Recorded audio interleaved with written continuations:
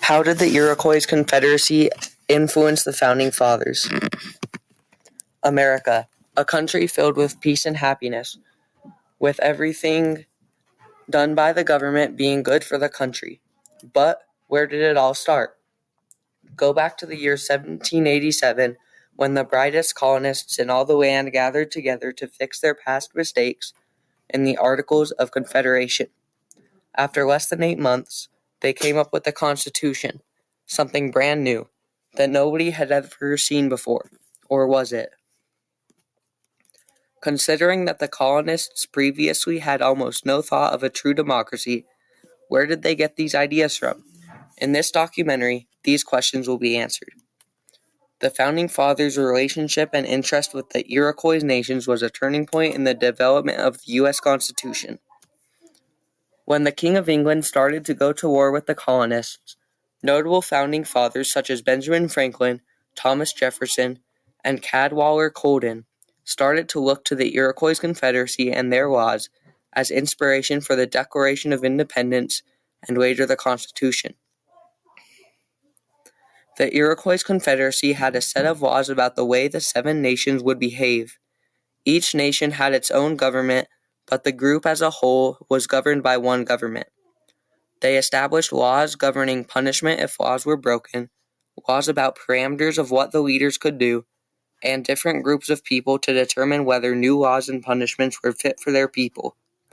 Some of these laws were just like what the Founding Fathers wanted to create, a nation of peace and happiness, where all the laws were passed by the people and everyone was treated fairly.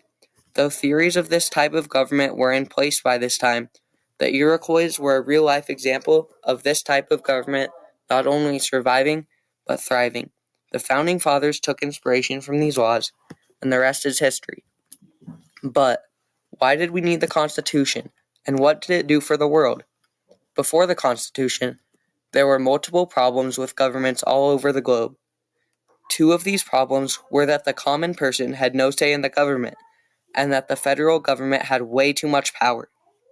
The Constitution solved both of these problems by giving everyone a vote on the government, and by balancing the federal and state governments, even more so with the 10th Amendment, which stated that all rights that were not previously delegated to the federal government were given to the state governments. The Peacemaker story. Thought to be around the 12th century, a man named Hiawatha's family was killed by the evil chief, Tadawada.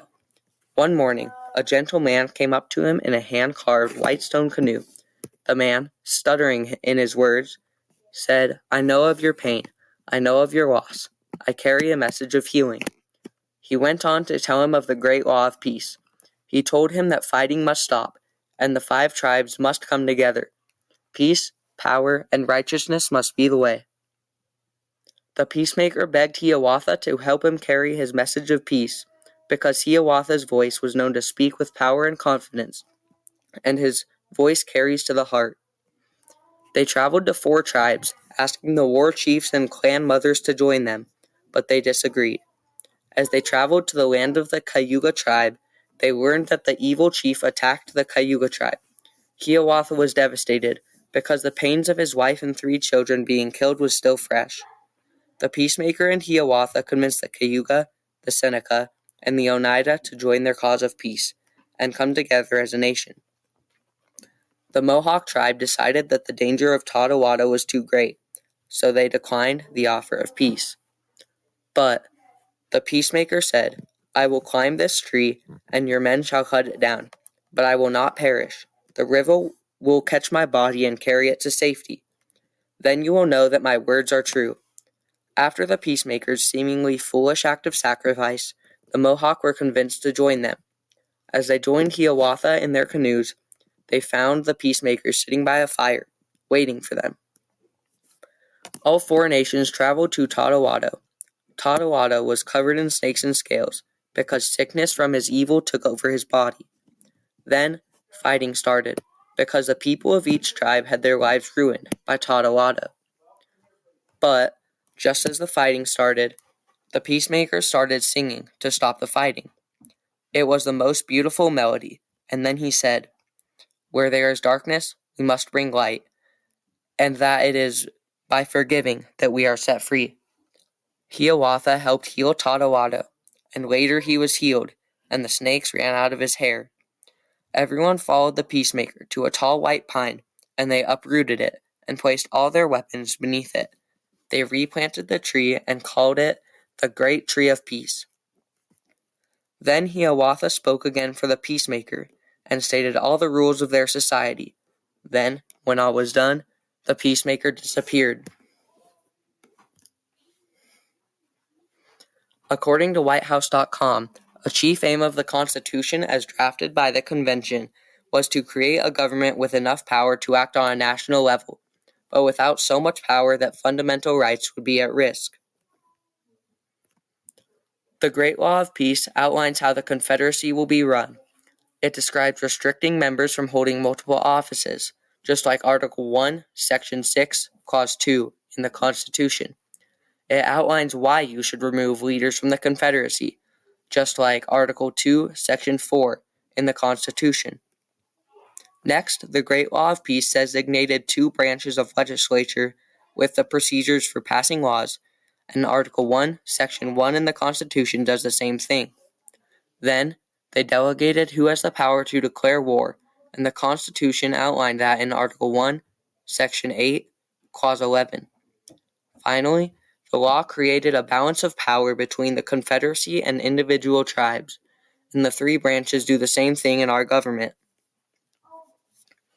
According to the West Virginia Encyclopedia, the Treaty of Lancaster was a milestone in the history of Western Virginia. It allowed more than 1,000 European immigrants to settle in what is now eastern West Virginia between 1745 and 1755, unopposed by the Iroquois and other tribes. During the Treaty of Lancaster, which many notable patriots such as Benjamin Franklin attended, the native Canassagetto was a negotiator for the Iroquois tribes. At the end of his speech, he stated something like this: "Our wise forefathers established union and amity between the 5 nations. This has given us great weight and authority with our neighboring nations. This has made us formidable. We are a powerful confederacy, and by your observing the same methods our wise forefathers have taken, you will acquire fresh strength and power. Therefore, whatever befalls you, do not fall out with one another." In these sentences, Canassagetto stated the power and the authority of the Confederacy and told the settlers that if they follow in the Confederacy's ways, they will become great. Finally, how did the Constitution affect other countries? Encyclopedia.com's article on Influence of the American Constitution Abroad tells us that, even though some countries' constitutions are in suspension, almost every country has a one-document constitution, except, most notably, the UK, New Zealand, and Israel. Even so, the United States Constitution has become the primary reference for countries looking to create a new constitution. One of the most influential parts of the Constitution have been the ratification and amending processes. Also, the U.S. was the first country to have a president. Now, over half the world's leading countries have a president. Finally, one of the main reasons the U.S. Constitution has been used is because it balances leadership, minimizes abuse, encourages stability, and obviates tyranny. The Iroquois Confederacy helped us create the Constitution, and the Constitution helped influence the rest of the world, providing stability for almost every government on the globe. In conclusion, the Iroquois Confederacy influenced the Constitution and the rest of the world through the Constitution because they gave the Founding Fathers a real-life example of a Constitution working and succeeding. Thanks to the Iroquois, the world has grown into a civilized land of people cooperating together.